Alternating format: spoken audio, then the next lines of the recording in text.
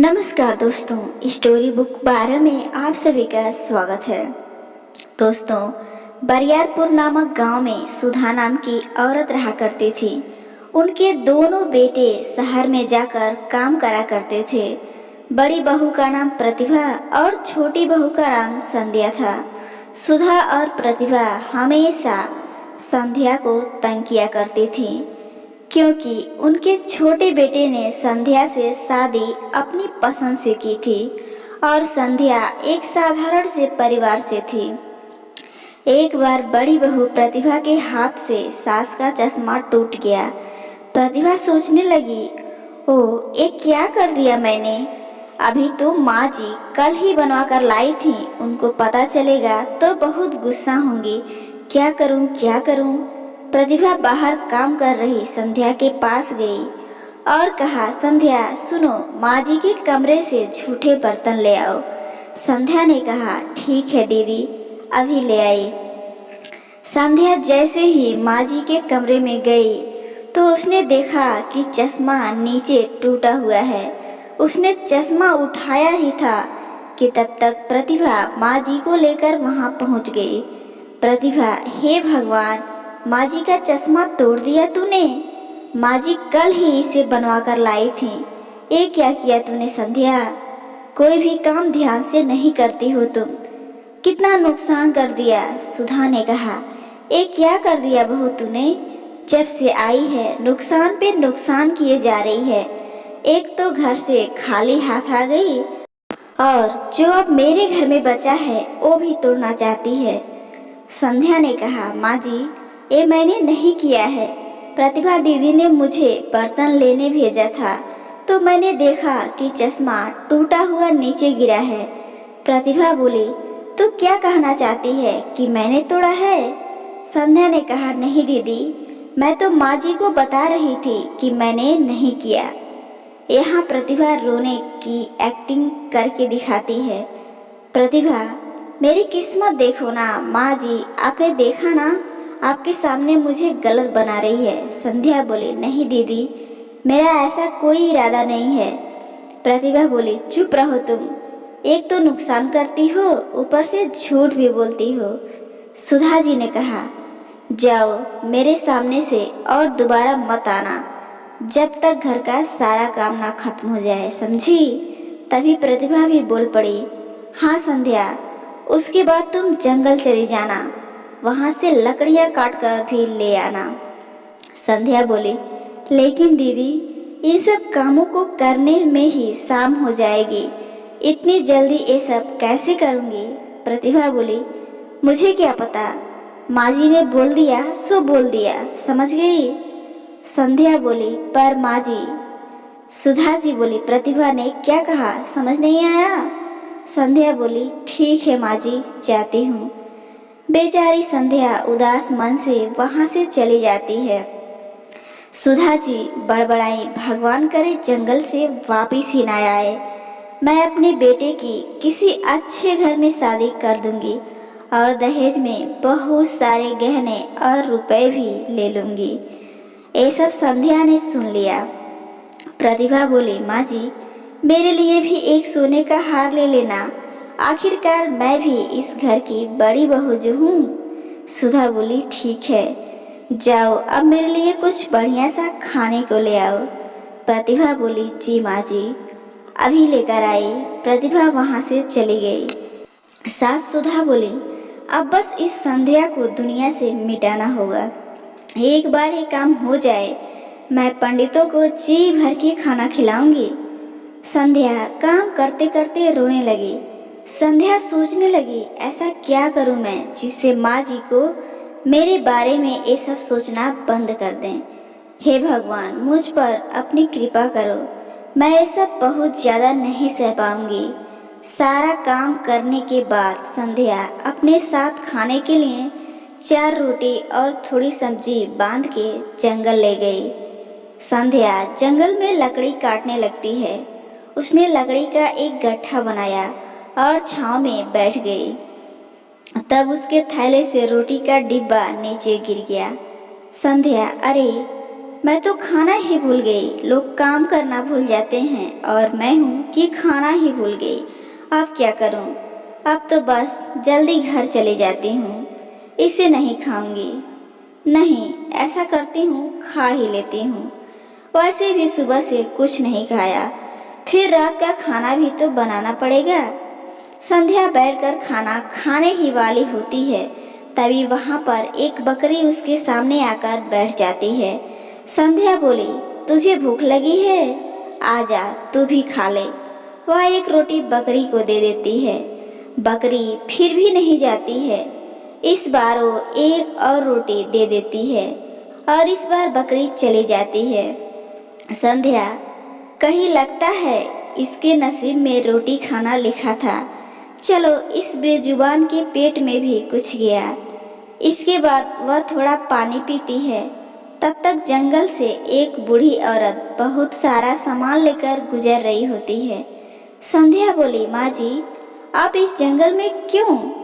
बूढ़ी औरत बोली, मैं अपने गांव जा रही हूँ बेटी।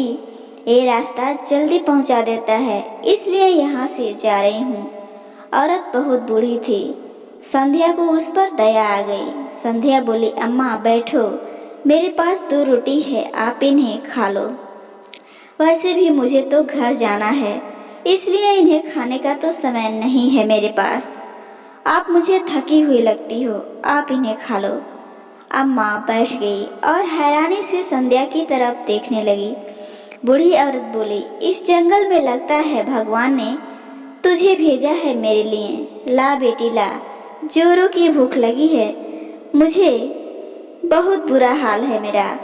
खुश रहे तू बेटी। संध्या ने रोटी सब्जी अम्मा को दे दी और अम्मा ने बड़े चाव से रोटी सब्जी खा ली। बूढ़ी औरत, बेटी एक बात ध्यान से सुन, तेरे जीवन में कभी भी कोई मुसीबत आए तो बस अपने पूर्वजों को, भगवान को सच्चे दिल से याद करना। उसके बाद सामने मुसीबत पर लाल कपड़ा और धूप बत्ती जलाकर हाथ जोड़ लेना, सब ठीक हो जाएगा।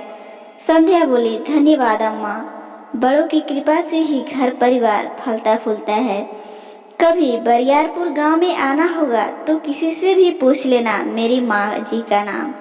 उनका नाम सुधा देवी है, तो लोग आपको बता देंगे मेरे घर का पता। कभी फिर इधर से आना हो तो हमसे भी मिलने जरूर आना। बूढ़ी अम्मा बोली, जरूर बेटा, कभी मौका मिले तो जरूर आऊंगी। अब बेटी तू जल्दी घर जा, ये जंगल तेरे लिए सुरक्षित नहीं है। संध्या बोली, ठीक है अम्मा, आप भी जल्दी चले जाओ। बूढ़ी अम्मा बोली, और हाँ बेटी, कभी भी डर लगे तो अपने पूर्वजों को याद करना। पितृ हमेशा अपने वंशजों की रक्षा करते हैं। संध्या बोली, जी अम्मा। और वह घर पहुंचती है। उसके बाद रात के लिए खाना बनाने लग जाती है। खाना बनाकर सबको खिलाया और उसके बाद सब सो गए। अचानक पूरा घर हिलने लगा। अचानक एक कमरे से बहुत तेज आवाजें आने लगी। सब लोग डर गए। कुछ देर बाद सब एकदम से शांत हो गया। प्रतिभा बोली, माँ जी, ये सब क्या था? एक कैसी आवाज थी? सुधा जी बोली, रुक मैं देखती हूँ। और वो संध्या को बोली, जा रे संध्या, जरा देख तो क्या है वहाँ। संध्या बोली, माँ जी मुझे डर लग रहा है। सुधा जी तुरंत ही उसको डांटते हुए बोली, जाती है या नहीं। इसके बाद से संध्या कमरे में देखने चली गई। वहाँ कोई नहीं था। वह बोली, माँ जी यहाँ तो कुछ भी नहीं है। सुधा जी सोचने लगी, ऐसा कैसे हो सकता है? इतनी भयंकर आवाज भला किसकी हो सकती है? प्रतिभा बोली, मुझे लगता है कोई जानवर खिड़की से घुस गया होगा। मैं कहती थी ना, वहाँ जालियां लगा लो। सुधा जी कहीं, चलो अब सो जाओ, सब सो जाओ। अगले दिन सुधा जी फिर बोली, सुन संध्या, वो कपड़े रखे हैं, धो देना, और घर की सारी चादरें भी धोनी है, और हाँ पर्दे भी, समझ गई? संध्या बोली, जी माँ जी। तब तक वहाँ उनकी पड़ोसी शारदा आ गई। शारदा बोली, प्रणाम मामा, कैसी हो आप? सुधा जी कहीं, आओ आओ बेटी, तुम कैसी हो? हमारा तो जैसे तैसे वक्त निकल रहा है। शारदा बोली, मैं ठीक हूँ अम्मा जी, आपसे ओ सेहत लेने के लिए आई हूँ। कुछ दिन पहले आपसे मंगवाया था ना? सुधा जी बोली, अरे हाँ, मैं तो भूल ही गई, क्या करूँ बेटी, उम्र हो गई है, रुक लाती हूँ। सुधा जी जैसे ही अंदर गई, शारदा तुरंत संध्या के पास जाकर बोली, संध्या, तू दुखी नहीं होती है? इस बुढ़िया से, ऐसे बर्ताव से? जीना मुश्किल किया हुआ है तेरा इसने। कहती हूँ तू अपने मायके वालों को बता देना।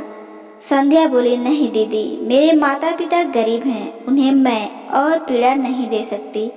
मुझे परेशान देख वो और दुखी हो जाएंगे।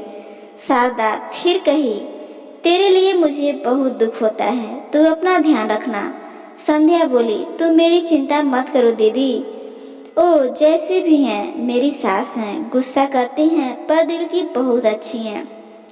शारदा बोली, तू बहुत भोली है रे, मैं तो तेरे लिए बस प्रार्थना ही कर सकती हूँ कि एक दिन तेरा जीवन भी सुधर जाए। तू परेशान मत होना, हाँ? संध्या बोली, ये सब मेरा परिवार है और परिवार में तो ये सब चलता ही रहता है। तब तक अचानक सुधा जी आ गई और बोली, ले शारदा अपना शहद।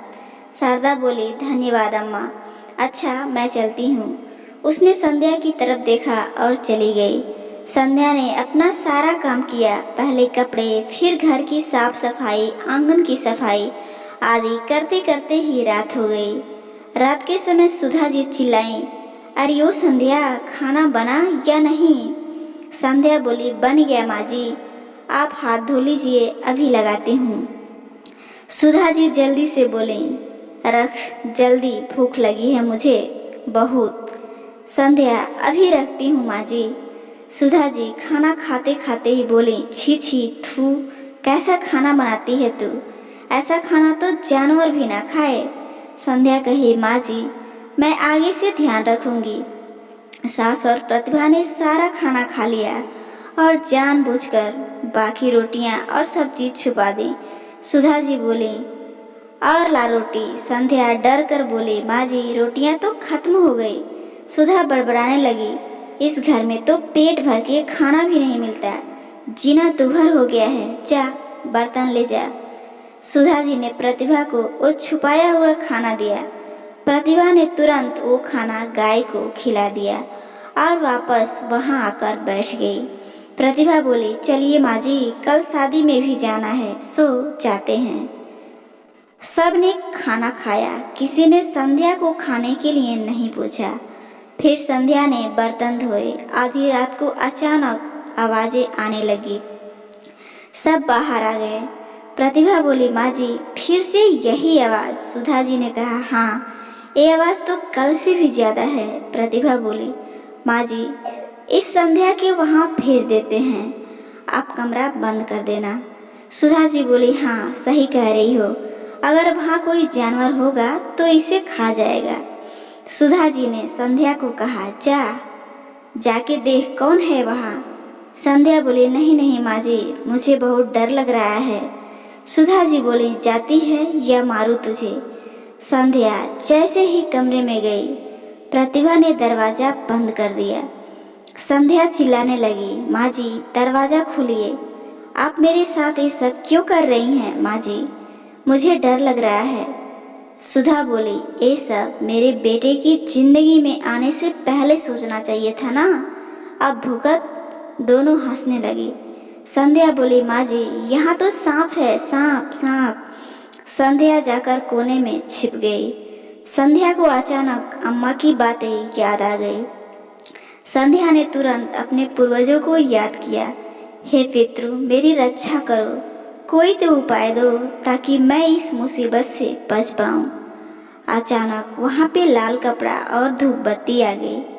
संध्या को पुनः बुढ़िया माँ की बात याद आ गई। संध्या ने तुरंत डरते डरते उसके पास गई और धीरे से उसके ऊपर लाल कपड़ा डाली और धूप बत्ती जलाने लग गई और भगवान का नाम जपने लगी, हे ईश्वर मेरी रक्षा करो। प्रतिभा सास सुधा जी से कही, माँ जी चलिए, लगता है वो मर गई। जानवरों ने उसे अभी तक तो खा भी चुका होगा। कल इस कमरे को खोलेंगे। सास बोली, ठीक है, भगवान करे इस बार ये मुसीबत टल जाए। अगले दिन प्रतिभा ने कमरा खोला। संध्या एक जगह पे ही लेटी हुई थी।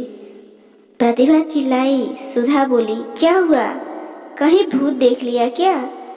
और वो जैसे ही कमरे में आई उसने देखा कि चारों तरफ सोना ही सोना बिखरा हुआ है।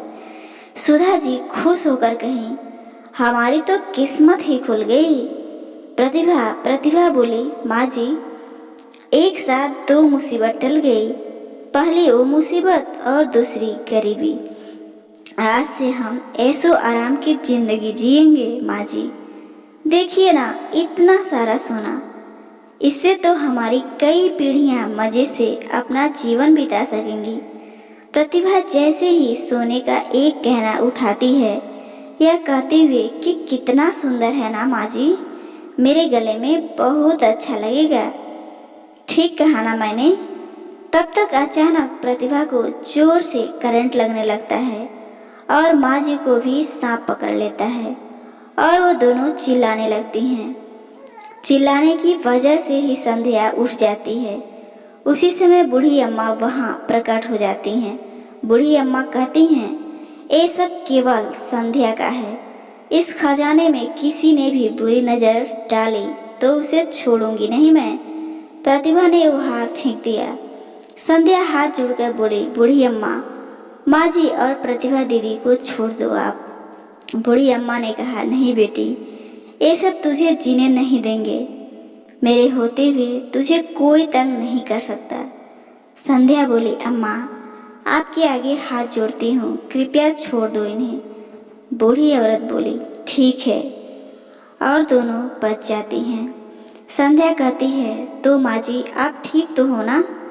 और बूढ़ी अम्मा को कहती है, मेरी बात का मान रखने के लिए धन्यवाद अम्मा, लेकिन अम्मा मुझे आप ये सब क्यों दे रही हो? बूढ़ी औरत बोली, बेटा ये तेरा ही था हमेशा से। एक जमाने में तेरे पूर्वजों ने इस खजाने को छुपाया था दुश्मनों से। वो चाहते थे कि ये सब उनके किसी वारिस को मिले जो ईमानदार और नेक हो, ताकि सबका भला हो सके। वो चाहते थे कि दुश्मन इसका गलत इस्तेमाल ना कर पाए, इसलिए उन्होंने इस खजाने की पूजा कराई। इसके बाद एक खजाना सर्प में बदल गया। तब से वो तुम्हारे वंश के सही उत्तराधिकारी की खोज कर रहा था। तुमने जिस बकरी को रोटी खिलाई वो असल में सर्प था, जो भेष बदलकर तुम्हारे सामने बकरी बनकर आया था, ये जानने के लिए कि तुम वही सही उत्तराधिकारी हो कि नहीं। बेटी तुम बहुत भोली है। सब याद रखना, एक खजाना सिर्फ और सिर्फ तुम्हारा है। ये कोई मामूली खजाना नहीं है, मंत्रों द्वारा सिद्ध किया गया खजाना है।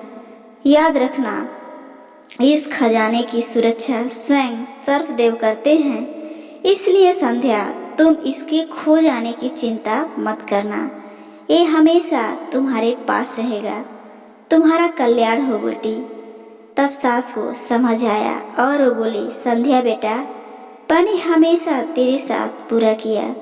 तू चाहती तो इतना सारा धन पाके हमें घर से बाहर निकाल सकती थी, पर तो सच में बहुत अच्छी है। संध्या बोली, माँ जी मैं हमेशा चुप रहती थी ताकि एक दिन आप मेरे प्यार को समझ सको। देखो ना, आज आपको मेरा इस परिवार के प्रति प्रेम समझ आ गया। इससे ज़्यादा मुझे कुछ भी नहीं चाहिए। प्रतिभा भी संध्या से कही, मुझे माफ़ कर दो बहन, मैंने भी तुम्हें हमेशा मारना चाहा, लेकिन आज तुमने मुझे बचाकर मेरी नज़रों में अपनी इज्जत और भी बढ़ा दी है। आज से मैं हमेशा तुम्हारी बड़ी बहन बन के रहूँगी और तुम्हें कुछ नहीं होने दूँगी। सुधा जी कहीं, संध्या बेटी तेरे पूर्वजों का भरोसा है तू, इसलिए अपनी जिम्मेदारी को समझकर वही कर जो सही है। संध्या हामी भरते हुए बोली, जी माँ जी, मैं आपकी बात का मान रखूँगी। इसके बाद संध्या का परिवार बहुत अमीर हो गया। संध्या दान पुण्य करने लगी और खुशी खुशी अपने परिवार के साथ रहने लगी। तो दोस्तों, ये पारिवारिक कहानी आपको कैसी लगी ज़रूर बताइएगा। और ऐसी ही पारिवारिक कहानियाँ रोज़ाना सुनने के लिए इस चैनल स्टोरी बुक बारे को ज़रूर सब्सक्राइब कीजिए। धन्यवाद।